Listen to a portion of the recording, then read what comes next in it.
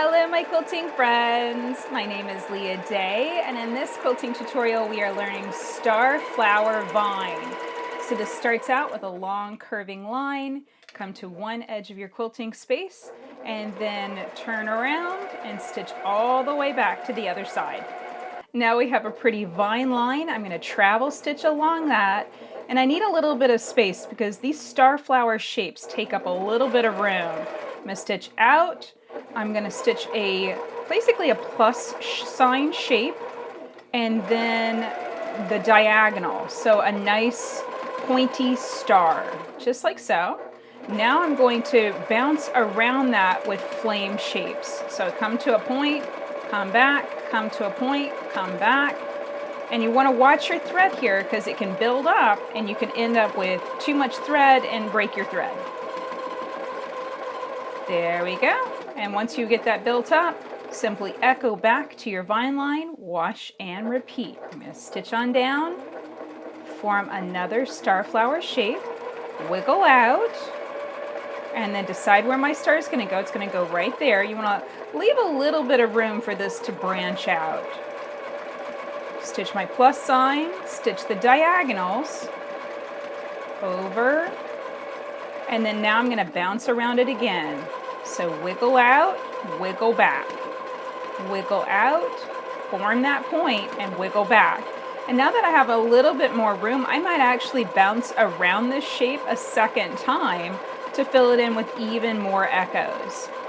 And that's the thing, you can have these really expand nicely on your quilt and take up even more space. So let's see how to do that. I'm just going to echo around, bouncing in between those starflower petals, just like so. And it really expands it nicely. Oh, that looks so pretty. I love that. So a starflower is itself a different motif.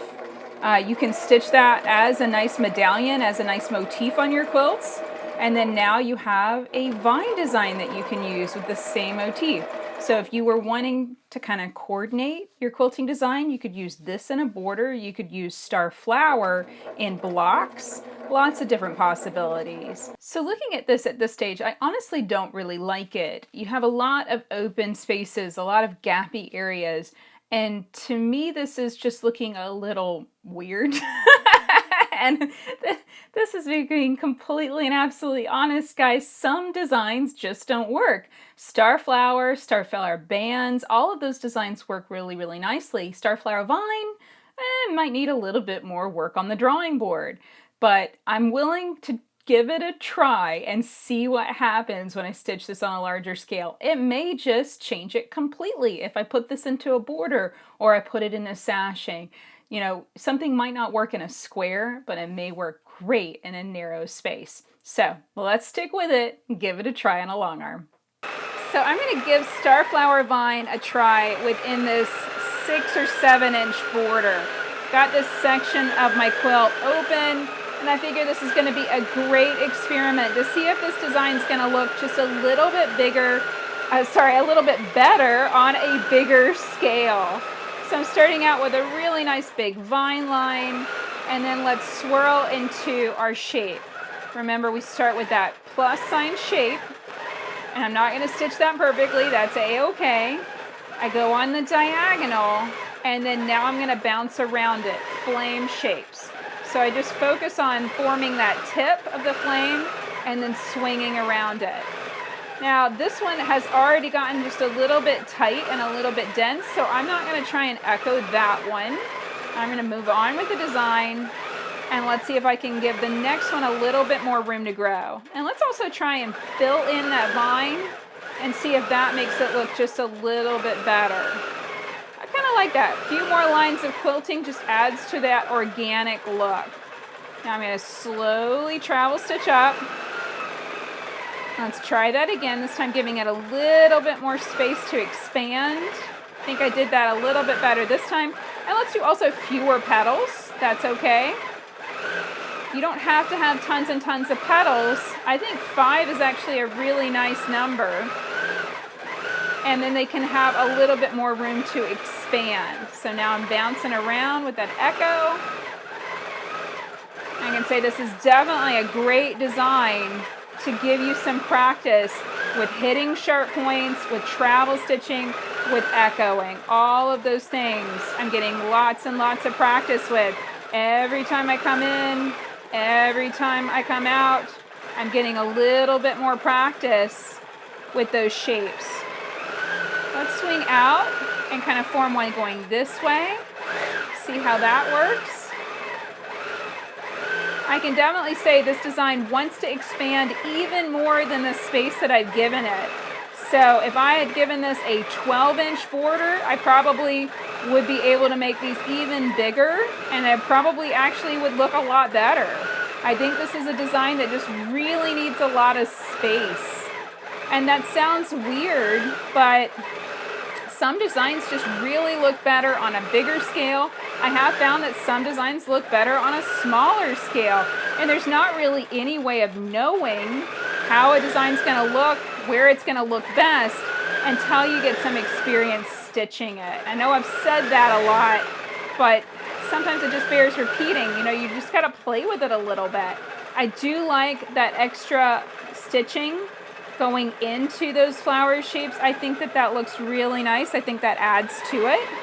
Here, let's stitch a small one. Let's see if I can keep this nice and tidy, nice and neat, and keep it small, and then expand it with echoes.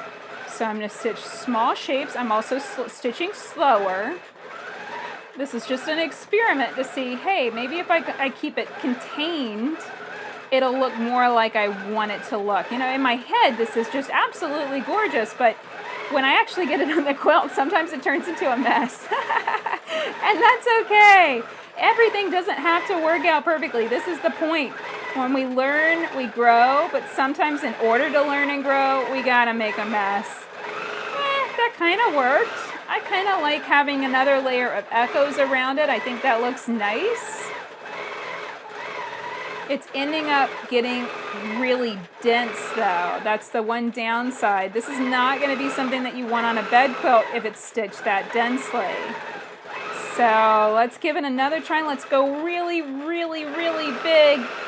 And go all the way over here.